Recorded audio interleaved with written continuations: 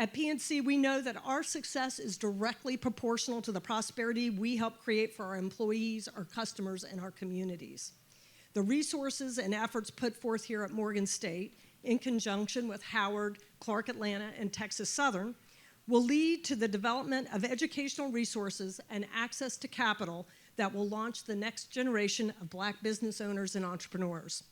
The next generation is already starting and growing businesses that can create jobs, generate income, and accumulate wealth. There are currently over 9 million minority-owned firms in the U.S. currently. And we can see that next generation all around this amazing event with talks from innovation fellows who are already leaders in technology and fashion, and at the pop-up marketplace where young entrepreneurs are showcasing their products and services. Through the center, we can make sure that up-and-coming Black businesses have the chance to learn from other successful entrepreneurs and give them the chance to thrive. Here at Morgan State, I sincerely want to thank Dr. Mary Foster and Dean Fikru Bogosian for the important work that they're doing to bring the National Center's work to life, not only for Morgan State students, but for the broader Black business community. And I also want to thank Erin Horne McKinney, Executive Director of the Howard University and PNC National Center for Entrepreneurship, for leading the charge and bringing this vision to life, as well as Associate Provost Baron Harvey and Howard School of Business Dean Anthony Wilbon for their vision to create the center. And I also I would be very remiss if I didn't thank all my PNC colleagues that are here today, out here for the great work we do, and our long partnership with Morgan State here on the campus and through lots of volunteer activities as well.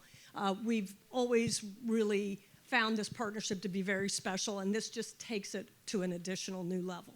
So we're very excited about that.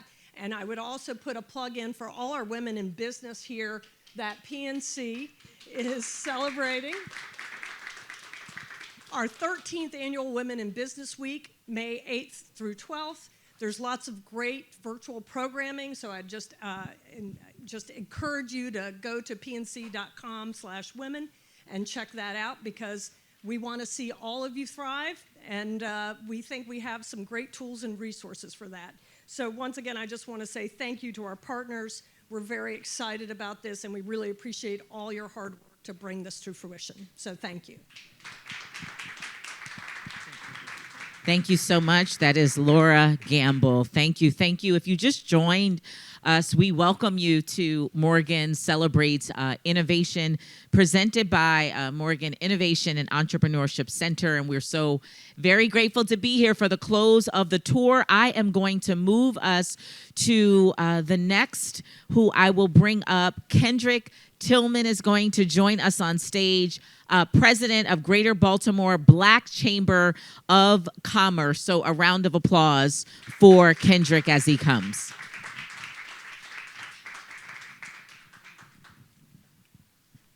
All right. When I say let's, y'all say innovate. Let's. Innovate. Greetings, everyone. I'm Kendrick Tillman from the Greater Baltimore Black Chamber of Commerce, also alumni twice in School of Engineering and the School of Business. And so I'm excited to be here back on campus, and I'm playing 3 roles with my company, providing community engagement with the DJ, and then I'm a keynote speaker at the Beta Tau School of Sigma. I thought Dr. Foster would help me. So I want to give greetings from the Greater Baltimore Black Chamber of Commerce. Some people say, Kendrick, I don't even know what a chamber does. So I want to kind of break that down for you in 3 simple things. 1, there are problems that can only be solved by law. We are not all elected officials, so we can't solve that law. But we do have elected officials representing us. And so the Greater Baltimore Black Chamber of Commerce advocates for any legislation that would hurt small businesses, or this session, we were proactive, and we actually wrote some legislation that would add value to diversity-owned incubators. And so I am an owner of an incubator called the Digital Bay Center, and we just closed on our commercial property in December, right in Locust Point. And so We fit the format of innovation where we were doing a food technology incubator right there in Locust Point. So you're thinking robots delivering food, point of sale tables, as well as robots doing repeatable services as cooking food. And so we're excited just to be in part of that advocacy, because there are paid lobbyists that do the same work. And so I want you to know that lobbyists get paid to do the work that advocates do. And because we care about whatever topic that you care about. So two, we find that so many of our small businesses are suffering in silence. Many of our businesses, and we find there are only 2% of businesses in the whole country that have more than one employee. That's so many solopreneurs. If my team didn't go and teach my math through music program in Montgomery County, I couldn't be here. It takes a team, it takes a squad, and so we want to be able to help that safe haven. You can come to the chamber and resources are being dumped to us. They said, we want to support small businesses. Can we give you resources to the chamber? Of course, we give it to our constituents, and we provide that comfort zone where you can take advantage of partnerships, strategic partnerships. And so lastly, we have nonprofits that all want to have a mission complete. And so we may be too busy with our jobs and too busy minding our own businesses. And so we want to be able to support our nonprofits. So when you think chambers, think those three things: advocacy, resources, and partnerships with that small business relationship and network. And because we want to remove the word networking, let's say relationship building. When we build relationships, we build trust. When we build trust, I will refer business to you, and you'll build capacity so we can get out of the solopreneur mind frame. And so the answer to who don't have to be you. It takes a team. And so thank you so much. We're the Greater Baltimore Black Chamber of Commerce. I'll turn it back over. Okay, thank you, Professor. He taught the class, did he?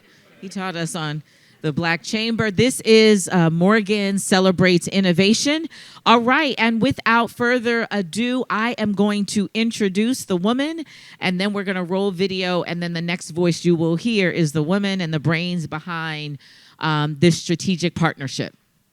And so allow me to introduce you to Erin Horne McKinney. I know many of you know Erin, but she is, bear with me for a minute to give you background. I think it's so important to honor who is in our community, who is the one that is responsible for standing this up and leading the charge, and the one that we trust with our communities. Erin Horne McKinney, she is an award-winning entrepreneur. She is a leader serving as the inaugural National Executive Director of the Howard University and PNC National Center for Entrepreneurship.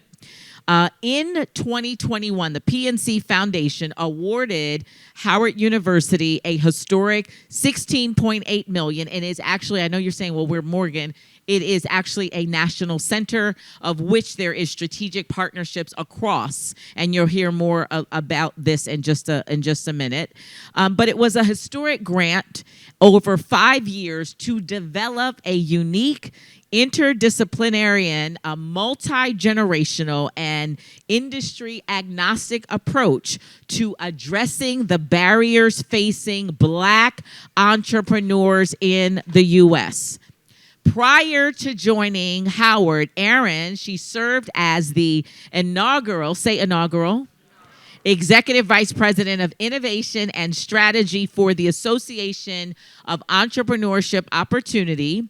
And prior to that, or I should say, and part of that in her background, you should know that she has also been the first Black CEO of Women Venture. Also the inaugural, Managing Partner of Inclusion for Jumpstart.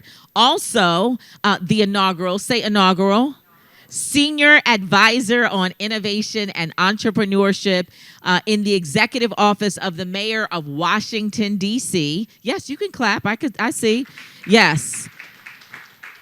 And additionally, her background includes, are you ready for this? This is why she is here. She is the woman for the job, and we're celebrating Black entrepreneurship. We're celebrating women and entrepreneurship.